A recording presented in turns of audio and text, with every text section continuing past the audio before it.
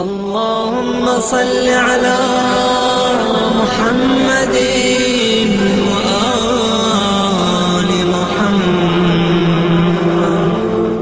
جو ہمارے اور آپ کے بچے بھی انوالو ہو رہے ہیں.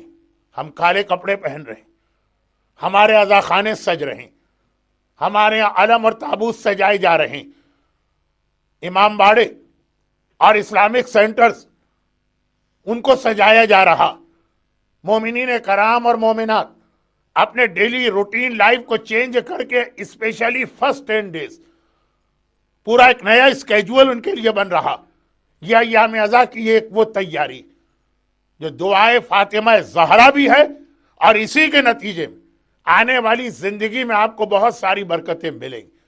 لیکن ایام ازا کی اس کے ساتھ ایک اور تیاری بھی جو بہت سارے مومنین اور مومنات کر رہے ہیں, اور وہ یہ کہ ایام ازا کے specially first 10 days just like Ramzan ایک اسپریچول چینج بھی انسان کو اپنے اندر لانا.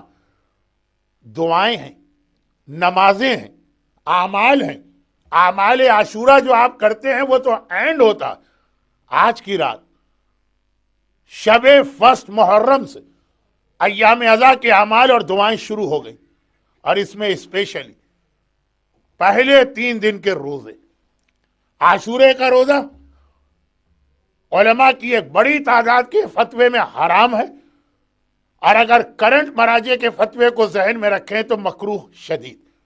مگر ایام ازا کی پہلی 3 تاریخیں فرسٹ, سیکنڈ اور تھرڈ,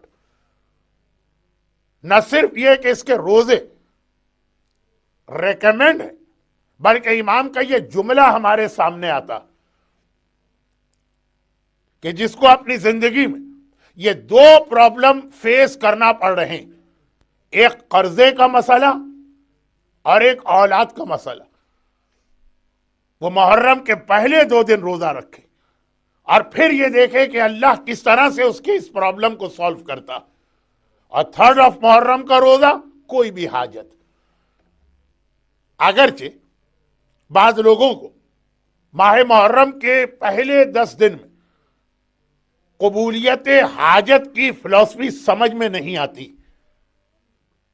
لیکن 10 محرم زیارت عاشورہ کے ساتھ دعائے القمہ اگر آپ اس کا ٹرانسلیشن پڑھ لیں تو عاشورے کے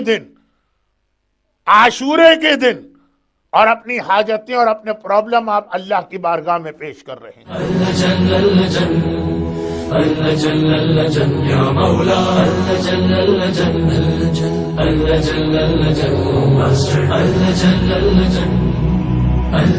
يا صاحب السماء